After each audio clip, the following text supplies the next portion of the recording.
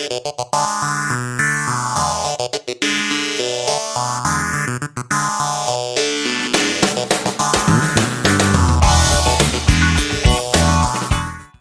and welcome to this episode of Akrinos Access. I'm Eric Matei, joined today by a very special guest talking about a really cool topic. It is a pleasure and a privilege to introduce you to Parita Patel. Parita, thanks for joining us on this episode of Akrinos Access. Thank you for having me. I'm excited to be here.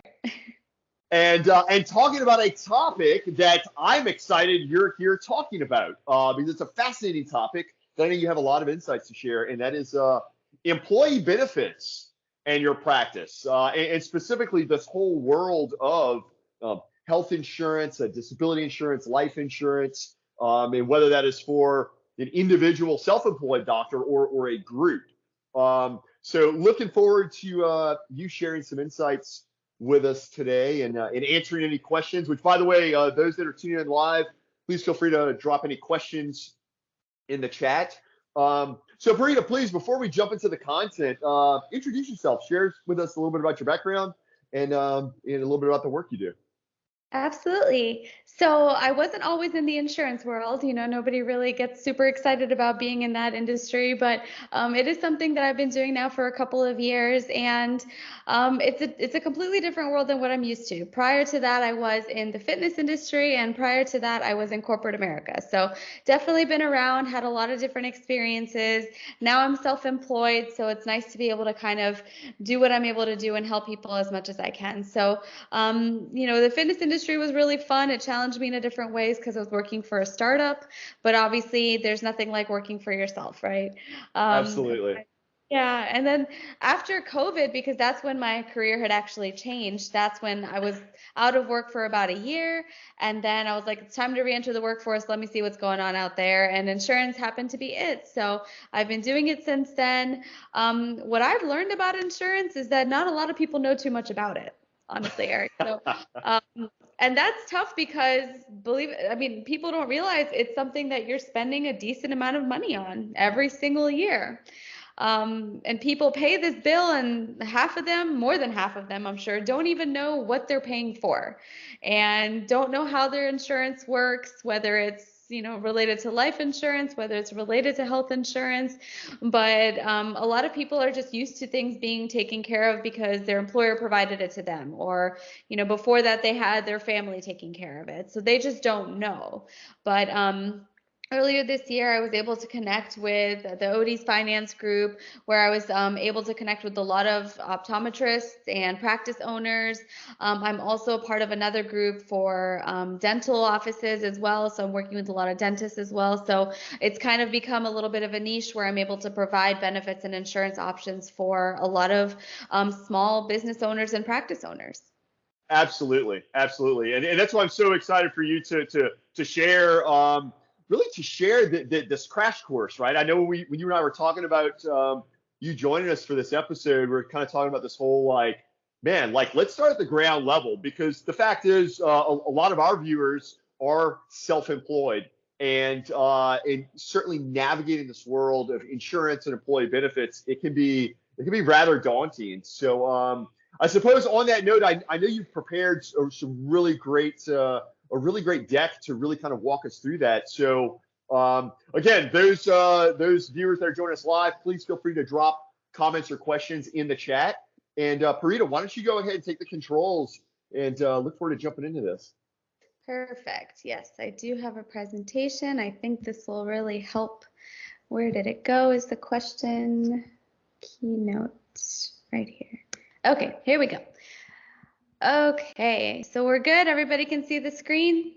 Eric? Perfect. Yes. Okay. Excellent. So the biggest type of insurance that people, most know about is going to be health insurance. So I'll probably spend the bulk of my time talking about that. But obviously, when it comes to employee benefits, there's a lot of layers that we can add to it. So, the first question really is why should we bother offering benefits to employees, Parita? I have a great answer for you. And really, it's because you want to attract and retain top talent. The thing is my generation and the generations right before me, right after me. I mean, there's not as much loyalty these days. People don't really like to stay in one spot for a really long time. Everyone's hopping around looking for what's next. But one way that you can keep people really happy is by providing them with great benefits. And I think when it comes to doctors specifically, especially small practice owners, that's something that, they may not always have available because it isn't something that was super easy, or when you're building a new practice, you already have a ton of expenses. So being able to provide benefits is just a whole nother expense. So I definitely think that it's, not necessarily low-hanging fruit, but it could be a huge impact if you want to make sure that you're keeping really great people on your team. So now, what type of benefits can we really offer? Obviously, there's health insurance, there's dental insurance, life insurance, there's disability. There's something called an IUL, which is called an Index Universal Life. It's a type of life insurance that also grows over time. It operates kind of like a 401k would, so not the same, but also a version of it, and I could talk more about that as well. There's also supplemental coverage. If you can't necessarily offer full employee package, you can still cover something, and I think that that's still better than nothing at all. So whether it's type like a critical illness benefit or accidental death and dismemberment, people are used to having things like this from employers or on their parents' insurance. So when they lose that and they don't know what's out there, it's nice when you're able to at least guide them, if not provide it to them directly. There's also injury protection, and then things like telemedicine as well. So a lot of options available. It's just going to be what can you do for them, right? Now, sure. You want to say, what's wrong with kids these days? And the problem really is that, we don't really know what's going on out there sometimes. We don't get a lot of education, and I put myself in that category, even though I know I'm not one of them. Whether it's things about taxes, insurance, investing. I think that there's a lack of education around this from the beginning. It's not like they teach this stuff to anybody in school. So, when you join a new practice and you're a new hire, or you're out of school and you don't really know any of this information. So they look to employers to provide some sort of guidance, at least in some of this. Otherwise, they look to their parents. But it's a pain point that I'm learning because I'm also connected with a lot of students that are graduating dental school. My sister's an optometrist. All of my friends are dentists. So I'm definitely listening to them and hearing that these are some pain points that they have. And then also, you start off with a plan where you're on your parents' plan, and then usually school covers you next. And then you have something maybe through a full-time employer. So then if you don't have one, they're kind of lost. Fair enough. Yeah. Usually that means they go to the ACA, right? ACA, Affordable Care Act, Obamacare. I don't know if they call it Biden Care now, but they call it something now. But so, as employers, you want to know what kind of options we even have. There's a lot of different types of insurance out there. I'm not saying you need to offer pet insurance or anything like that, but when you're thinking about what you can provide to your team or any employees, you can really choose between 3 places. So you have Obamacare plans that are basically going to operate as a group plan for a team. That's going to be something called through SHOP. Okay. You have something where you're going direct to like an actual provider. So if you call up Blue Cross and you're like, hey, I want to give something to my team, that is essentially direct through the provider. It's basically like an ACA plan, except it's just usually a lot more expensive when you go directly through them. And then you also have private insurance. So I'm going to spend a little bit of time on both of these options. The middle one is really just another version of the top option. Like I said, it's just more expensive, but I figured this would be a good place to start to help you guys understand what's actually available. Okay. And you guys can stop me at any time if we have questions, or Eric, please jump in if anybody has questions. Now, I wanted to at least explain what an ACA plan would look like for people. And just so you know about, Affordable Care Act plans, these are major medical plans. That means anyone and everyone can get on one of these plans, regardless of pre-existing conditions. It's meant for people that do have big pre-existing conditions, basically because they can't qualify for something better. And then it's also meant for people that are low income because then the government's going to give them big discounts on it. So I'm sure that any of you, whether you're the practice owner or self-employed or whatever the case, these plans tend to be incredibly expensive, which you'll see when I go through this example as well. So I pulled together an option for a family of 4. It's kind of my go-to example just because that's a good average there. Looking at this Blue Cross Blue Shield plan, the full plan is at $23.09 a month for just a family of 4. That's pretty expensive for health insurance. I mean, that's more like a mortgage if you ask me. Looking at the details of the plan, I mean, you see this family deductible is $14,000, but when you see to the bottom right corner of the box, you see doctor visits, generic drugs, everything says no charge after deductible. So not only are you paying $2,300 a month, but you're paying full price for everything else until you meet that deductible. So it's expensive in more ways than one. It's basically paying $2,300 just to say the words, I have insurance, right? Now, these ACA Obamacare plans, they, like I said, everything is full price. If you look here, I know it's a little small, but you see here, all the doctor visits full price until you meet your deductible. Hospital, emergency room, everything is full price until you meet your deductible. Maternity, pregnancy, same thing. Now they do a great job of covering all preventative care.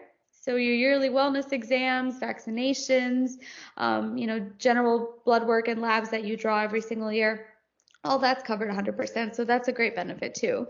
And if I look for something that maybe has a better deductible, then obviously the monthly premium goes up. So this is kind of the standard when it comes to insurance through the marketplace. Like I said, the only time it makes sense for somebody to be on a plan like this is if they are low income and they're getting a hefty discount.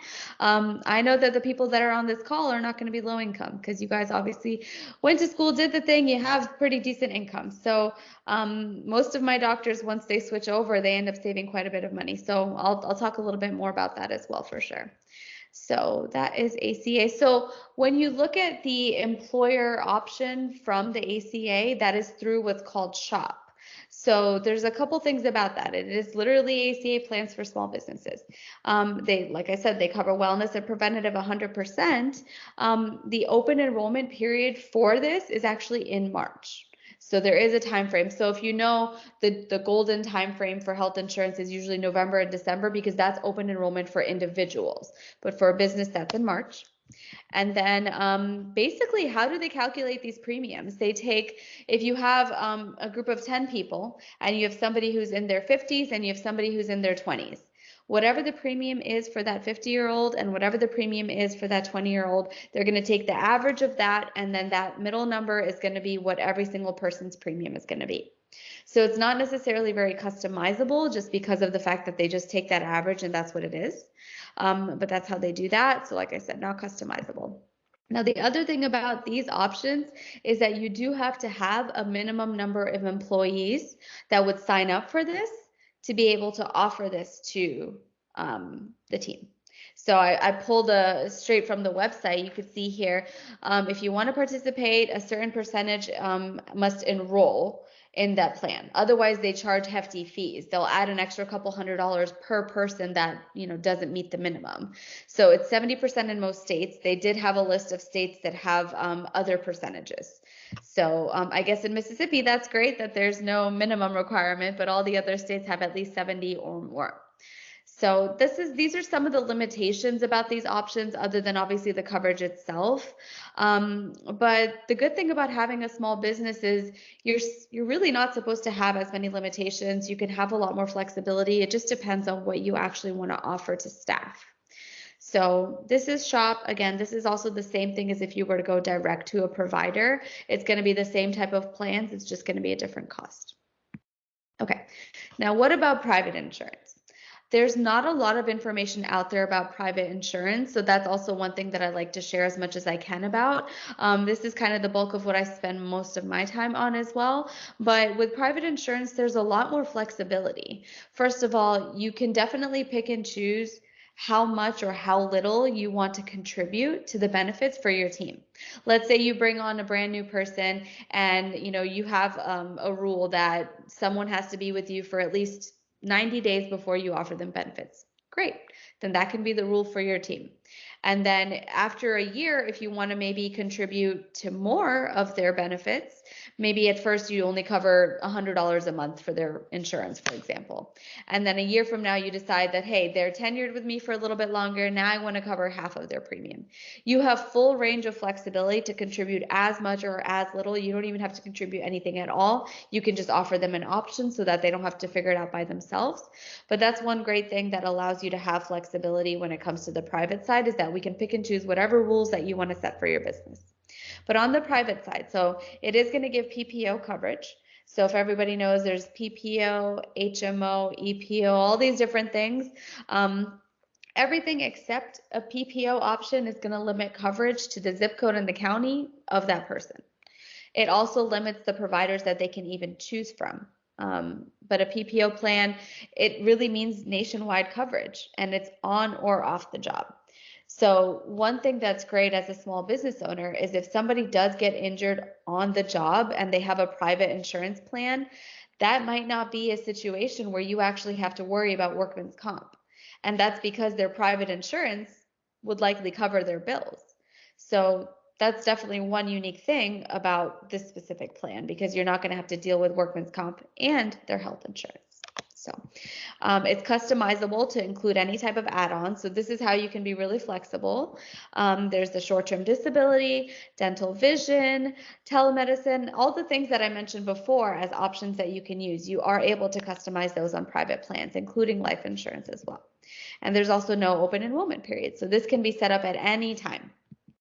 Now, the thing about private plans is, one of the reasons they're able to offer really great coverage and not necessarily charge the same crazy prices is because they are based on health. So that means people would have to qualify for these plans. So when I first get in touch with a practice, I understand, what does the employer want to offer? And, let's pull some quotes. Let's say we do have somebody that has a major pre-existing condition. No problem. If they can't necessarily qualify for private, I work with a partner that would be able to get them on an ACA plan, and you're still able to at least give them a great plan. And if you end up just contributing a stipend to them as opposed to paying for the full premium or whatever you want to do, you can still apply that stipend to any other plan. So we're not limited in case somebody isn't able to get approved. So it's considered major medical type because there are things that it doesn't cover, which I will also explain as well. But they are medically underwritten, no major pre-existing such as heart disease, diabetes, cancer, of course. Now, in terms of the things that it does not cover, there are a couple things. It doesn't cover drug and alcohol rehab. It doesn't cover severe mental health disorders, so no major psych. It doesn't cover maternity. So, if somebody is ever in a situation where they do need a maternity plan, the good thing is also when I do work with a practice, I get to become your benefits manager. So that means I'm responsible for all things related to the team in regards to insurance. So if we actually have to take people off a plan and put them on a maternity plan, of course, that would be no problem, and I would take care of all of those things. But that is one of the things that is a limitation. So a lot of information. Now, just to compare to that ACA plan that we were looking at, that family of 4, the same exact family of 4, same birthdays and everything, at a silver level plan on the private side was $1,232 a month. So over $1,000 a month cheaper. So people can definitely save a lot of money, and that's something that's great as well, because that's what we all want, I think. The cost of insurance these days and everybody's expenses, it's just so high, and that's across the board, and it's not really getting any better, unfortunately. So another thing about private plans, it gives you coverage nationwide, so it doesn't matter where somebody's set up. If somebody's living in a state that might have restrictions, but then they move to a state, the coverage travels across all 50 states. But you can see here on this map, there are certain states that have limitations and restrictions. So, many years ago when these private insurance companies first came into existence, they went to all of the states and all of the doctors and hospitals and wanted to be able to offer this to residents. The green ones here are the ones that said, yes, please, we would love to have our residents have this option. The other states are the ones that said, no, we want them to get insurance through the state, through Obamacare, through us. So just so everybody knows, there are some states. Now, the good thing is they're still working on it. I was just told by a private insurance company that North Dakota and Idaho should be turning green by the end of the year. So we'll take it. They're still working on all the states that they can. And I know that's a lot of information, but that's kind of everything that I wanted to be able to share in regards to that. And with benefits, like I said, this is all so customizable. I don't think that there are other benefits that are being offered that I haven't covered, unless anybody has any questions about specific options. But if it is something that we are looking into for your practice, I'm happy to talk more about it, because again, it really comes down to what you want to offer. So. Sure. Wow. Wow. So, I mean, what I'm hearing, and obviously the whole health insurance landscape these days is really fascinating, right? With the ACA. So, kind of what I'm hearing is where the ACA is. Well, you tell me. I mean, what are the benefits to a program like the ACA with the alternatives that are out there? Yeah. Yeah, I mean, the ACA, like I said, it can be great for the right person, because it genuinely does cover people that have the big pre-existing conditions. So if you've Sure. had cancer and you can't qualify for a private plan, then the ACA is the way to go. If you are low income and you're not going to get any, if you can get a government subsidy, then the ACA is the way to go, because then they're going to cover a certain percentage of your premiums. I know that they did increase those discounts this past year. And I think after COVID happened, they were trying to make insurance a lot more affordable. So they started lowering the bracket of what would be required for somebody to qualify for a subsidy. But anybody outside of those two things, it doesn't really make sense to be on an ACA plan, because you saw it for yourself. It is incredibly expensive for a family of Right. four, even an individual plan. I know that when I was on an ACA plan, I was paying $450 a month, and I'm paying less than $300 now for the full package. So yeah, it really just depends on an individual situation. Right. Right. And I suppose it's all about, again, awareness, being aware that the stuff is out there, and then next to that also is I suppose doing the work to make it happen. And that's where you and the work you do. So share, to kind of like pull it all together. Share a little bit about the work you do, and your approach to working with clients, like what that process would look like. Absolutely. So right now, the way we have it set up, I usually do like just an intro discovery call, if you will, when I have a practice owner talk to me about, hey, Parita, I want to be able to offer benefits to my team. I just don't know what it's going to cost me. I'm hoping I can contribute 50%. If I do, what would that look like for me? And then what I do is I send to them a census. And I say, hey, this is what I need from you. I need everybody's birthdays, male versus female, and if possible, if you know anybody's major pre-existing conditions, so I can have multiple options. Great, let's fill this out. Once they send that back to me, I'm able to pull together all the quotes. And I ask them, I'm like, do you want dental vision? Do you want to have disability? Do you want them to have a life insurance policy? So we can customize exactly what they want, and then I'll be able to pull together the quotes. And then once we have that information, if the practice owner feels like it's something that they'd like to offer, I go over the plan details with them about, these are all the different options we can choose from. What would you like to offer to your staff? And then based on that, I'll present to the staff. And then the staff can elect whether or not they even want to take the plan. Because the thing is if they don't want the plan and they have an alternative option, then that's great too. And then the practice owner might actually just give them a stipend and they can use it towards anything else. Or obviously, yeah, because if it's a benefit for them and they want to be able to take that home with their pay, then they'll just take the stipend. So it is very much like people can choose what they want, because a lot of people, they might have husband's plans that they could go on, or vice versa, and they don't need coverage. But when a lot of people, when they join a new practice and they don't have any alternative, their only knowledge is to go to an ACA plan, which again, if that doesn't make sense for them, at least they have the option of electing into something else. Right. Yeah. Right. And then, Wow. once an employee, if they decide, hey, Parita, this sounds like a plan I do want to sign up for, then I meet with them. Obviously, I have the agreement from the practice owner of what percentage they want to cover or not cover. And then I just help the employee apply and get them set up. Excellent. Awesome. And so, what's the best way for folks to connect with you? Yeah, I definitely just had it here a second ago, but I'll share it with you I guys know. after. I do have my own website. It's paritahealth.com. It has a lot of questions and answers on there, but they can inquire for an appointment, or they can just send me an email directly on there. I have a Calendly system to be able to book appointments with me. And yeah, I mean, I think that would be the easiest way to do it. Fabulous. Excellent. Well, seeing I haven't seen any questions come through here. But I tell you what a wealth of information. Obviously, again, a fascinating landscape, just this whole world of health insurance and the options that are out there. And this has been really great. So I suppose to kind of close out this episode, Parita, thank you so much for joining us on this episode of Akrinos Access, talking about taking a deep dive into this world of health insurance and employee benefits for your practice. So on behalf of all of us here at Akrinos, Eric Matei signing off and wishing everyone a great week. Thank you so much, Eric.